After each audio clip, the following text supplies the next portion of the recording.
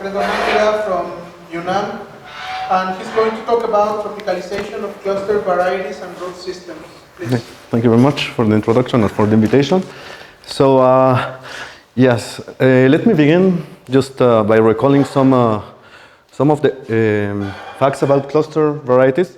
So cluster varieties, cluster algebras are a kind of technical subject, and it's pointless to try to recall the definition. For the purpose of this talk, it's enough if you think to recall some of their properties. So a cluster variety, it's going to be we're going to be interested in three properties. It's going to be a log Calabi-Yau variety over the complex numbers, so some sort of non-compact Calabi-Yau. That it's endowed by definition with a distinguished atlas of tori, so of algebraic tori.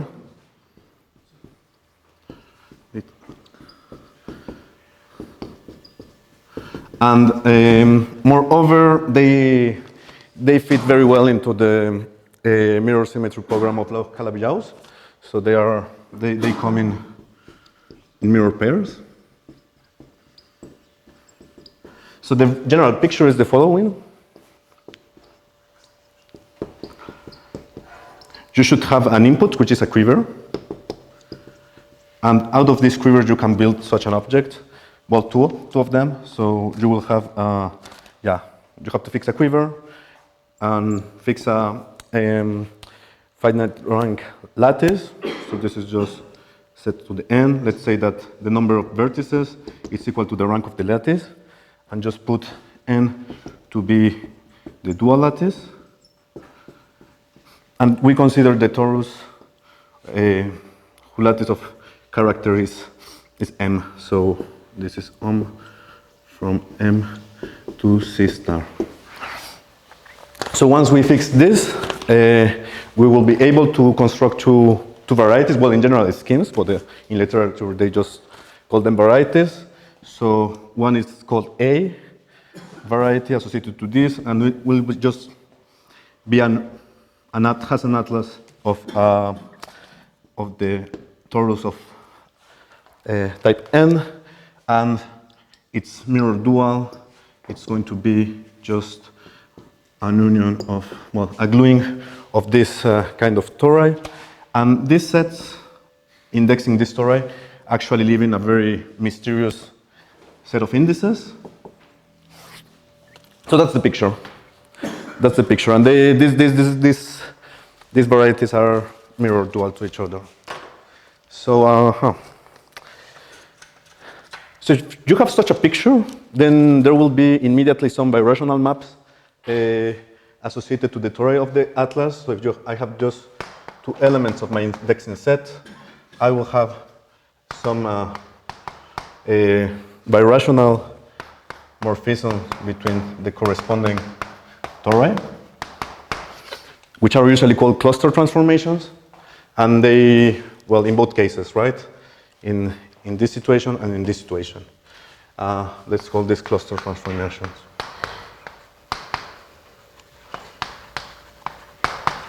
So it's just a way of gluing tori in a very precise way. So that's the general picture. So in reality, you do the opposite. You start with a torus, and then you start gluing them recursively in a very non-explicit way. So there's this problem of recursion. So in general, this mysterious set of indices, it's just going to be the vertices of a regular n tree, so vertices of the n regular tree. Tn, so just to fix ideas, T3 would be something like this, just the three regular graph with no cycles. And for convenience, you will just label the edges by the numbers 1 to n. So, yeah. So basically, if I have two vertices here, so if I have two vertices joined by one edge, which now is labeled by K. Here we're going to put a torus, here put another torus, and just give a very explicit gluing. Well, just the first gluing, and then we're going to change the formula, and this pattern is going to extend all over this tree.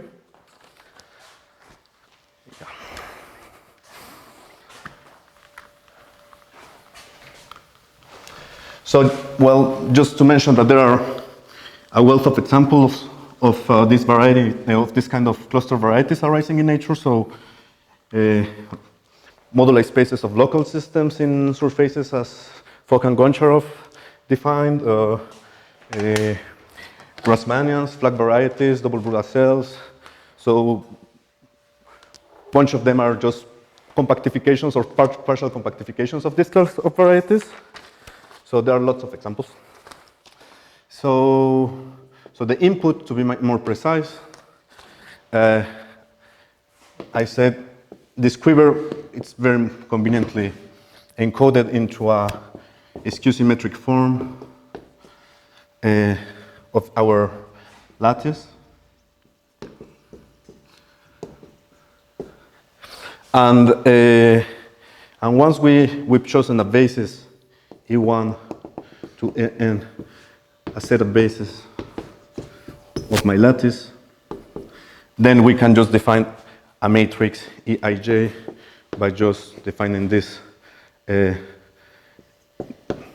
pairing of the corresponding bases, and this is already the information of a quiver. This is the same as a quiver.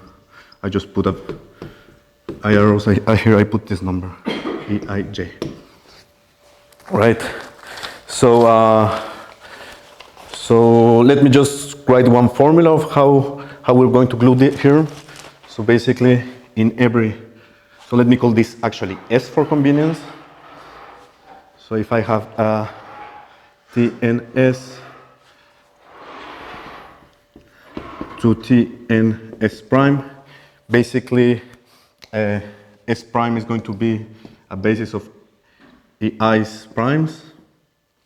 And yeah, probably the only formula I'm going to write is this EK. So it's, I just want to stress the fact that this is recursive.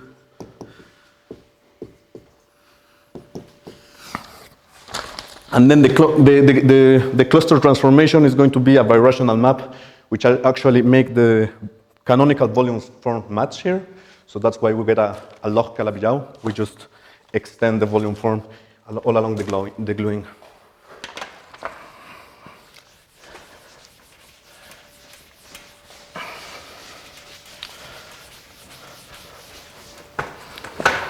So, Fock and Goncharov, I developed a framework on how to tropicalize this kind of varieties. So here, if I call this map M to be okay. Okay, if you want to see like the formula, just write it. The pullback of a character is just set M 1 plus set, and here AA, and here another exponent M EK. So somehow, just to stress the fact that it's a very simple formula that which preserves clearly the volume form, and the point is that this is somehow a positive formula. So MK is a positive birational map.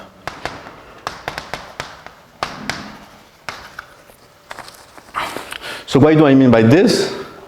So the functions on such a tori is just this algebra. So polynomials with exponents in my lattice M. So if this is birational, this should be in the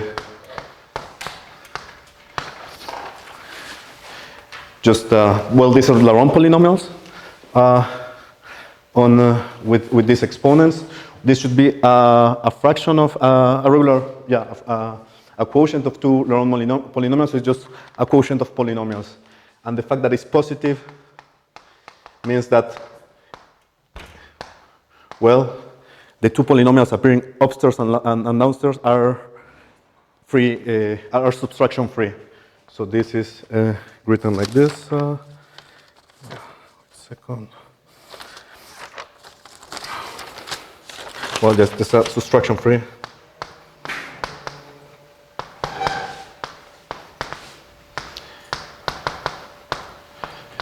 So let me put an example. This would be an element here, x squared minus x plus 1, because it's just a quotient of two polynomials, which have doesn't have subtractions in their expressions. So,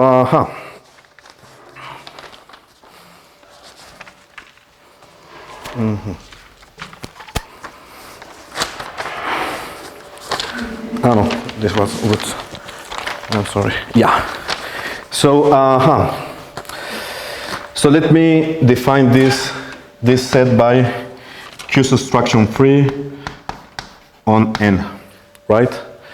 So in particular, there are monomials here. So monomials are identified with elements of my lattice. So this is, I have monomials that are identified with the elements of M, and so I will define the P points. So if P is a semifield, I will just take functor of points with respect to this and this.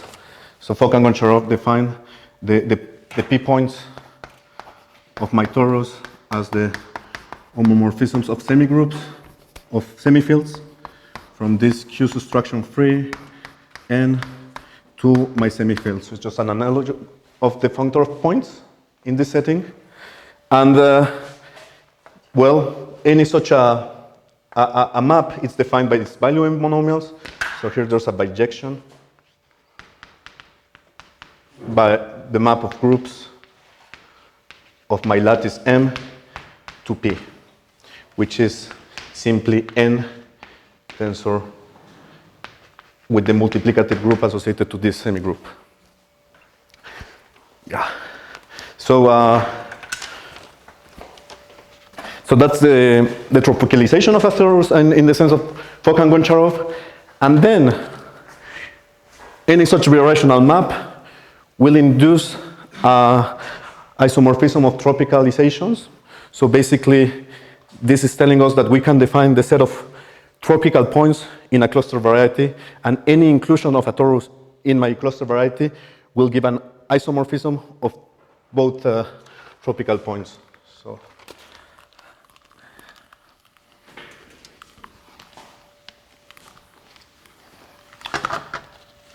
yeah. So define the tropical points of a cluster variety. P just to be, well, if I have a torus in my sitting here, this will be just identified with the tropical points of this with respect to P. So these tropicalizations are really fundamental in the theory. They allow us to make a link between cluster varieties and Teichmüller theory, for instance. If we just pick P to be the R with if we pick P equal to R, this with its semifield structure, we, for instance, recover the Teichmüller space for some quivers arising from surfaces. So I just want to make the point that we have lots of freedom to choose semifields to get information. And there's one single semifield that is really giving us information for any kind of cluster variety. So it's just R with its max structure and and then product. Okay. Right? Max cluster. Yeah, max. I'm sorry. Yeah. So exactly. Yeah. So well, just by definition, we will have that the set of tropical points of a cluster variety is just a subset isomorphic to my my lattice tensor by set and with the reals. So the key point is like in such tropical space, there's a scattering diagram which really knows a bunch of stuff about geometrical properties of the cluster varieties and functions in the mirror. So so let me just say that here we have a scattering diagram.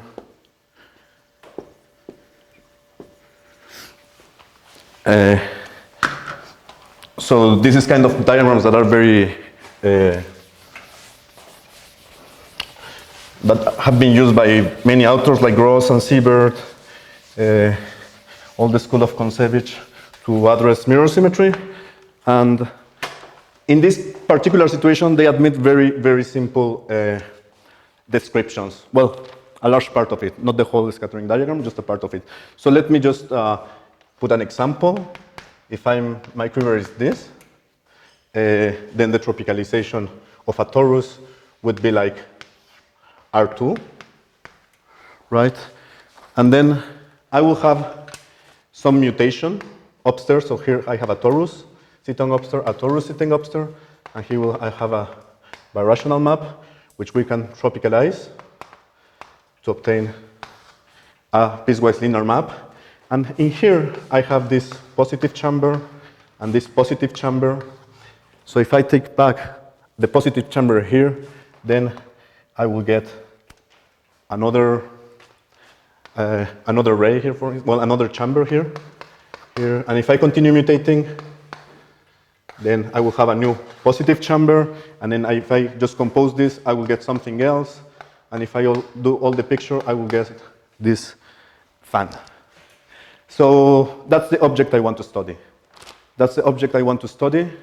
It's so let me call this fan. So can construct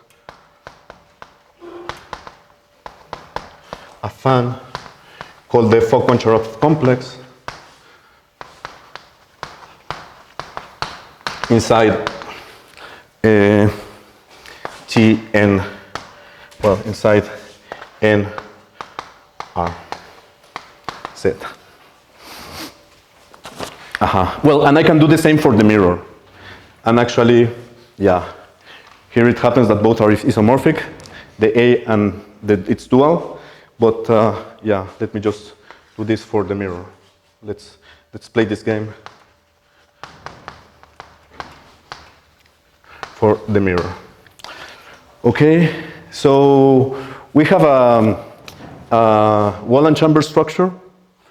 Associated to each chamber, there's a torus, and associated to each ray, there's a wall cross. A gluing codified by some wall crossing automorphism, and the point is like the wall crossing automorphism really cares about the directions of these walls.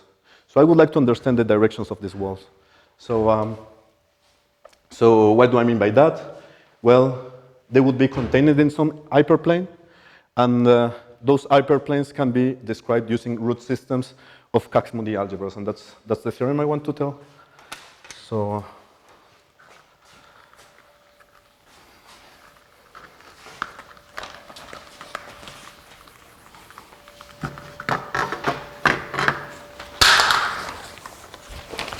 how much time do I have? 12 minutes. Very good. So okay. So yeah. So let's recall a theorem. So a theorem, basically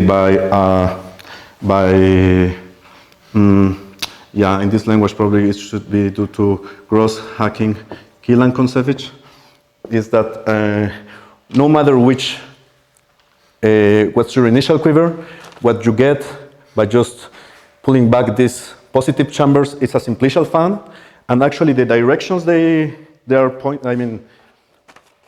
so the generators actually are lattice points, and each lattice point, every cone defines a basis for the whole lattice. So the Fock-Goncharov complex for the mirror is a simplicial fan.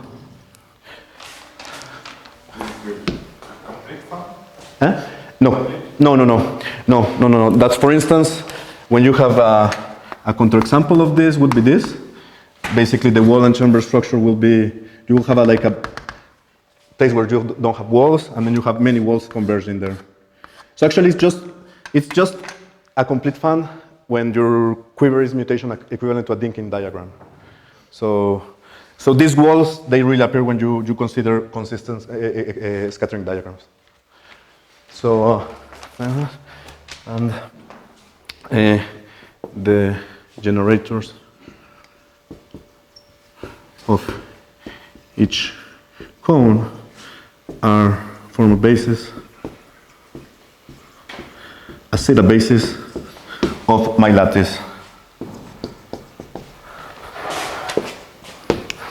Of my lattice, yeah. So here the mirror was the unions of TMs. So this should be a lattice of M, right?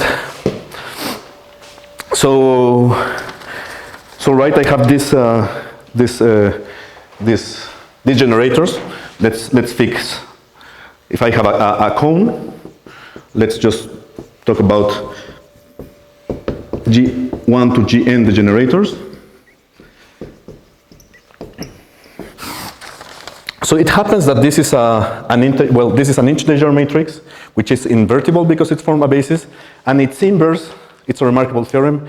It's also formed by integer coefficients, and moreover, they satisfy some sign-coherent conjecture also proved by, in this generality, by Gross-Hakenkiel and Kontsevich. So if I call this G is invertible. So let's call C, well, C like this, or probably, well, G inverse, just C1 to Cn, and each Ci, it's in the natural numbers to the n. So they are integer, they are positive points or negative points. Union, disjoint union, negative n. So they are sign coherent. So you have a quiver, you have positive vectors. The feeling you have is like they are dimension vectors of some representation, so they should be roots of some root system, and that's actually the case.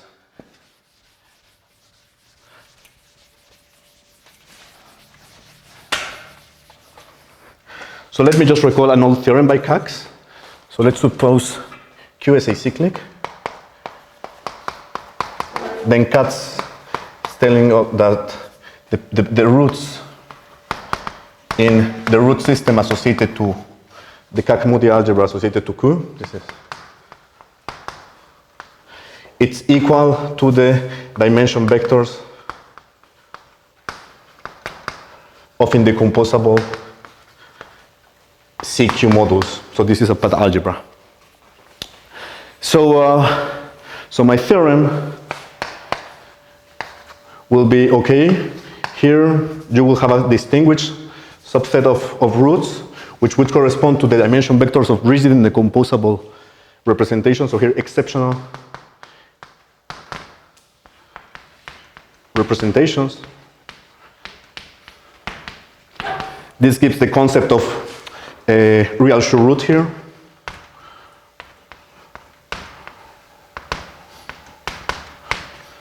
So my theorem is that C vectors, well, this Ci's, so for Q acyclic. Yeah, so how should I think of this inverse matrix? It's just like the directions giving you the hyperplanes in which the facets of this cone live. So the Ci's in the other blackboard before are in bijection. Well, the set, let me just put it like this. The set of Ci's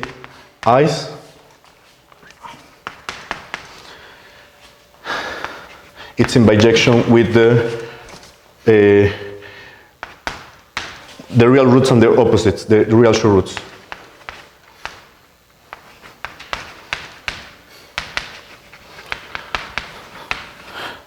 So somehow, I mean, it's quite surprising that this Fanex structure could be understood like all the walls of this.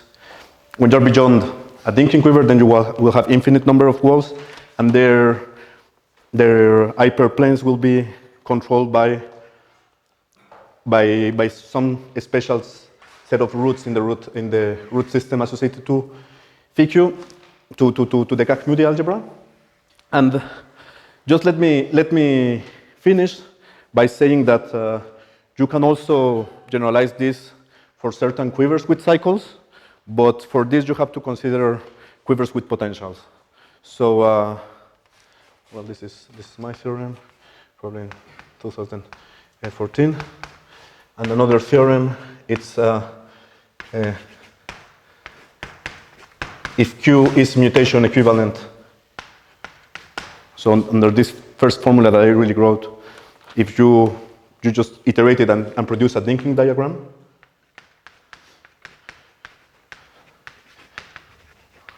then I can consider a potential in the path algebra associated to this, which is generic. Then the C vectors, let me just call these C vectors, are in bijection with the rigid modules over the Jacobian algebra associated to this quiver and this potential. And just let me comment on the tools that I use to prove this theorem is categorification based on Ginzburg-DG algebras as pursued by Bernard Keller and Michael van den Berg and all this school. So let me stop here.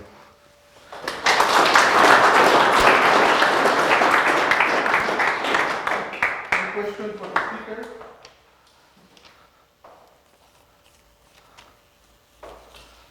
If not, let's say thanks again.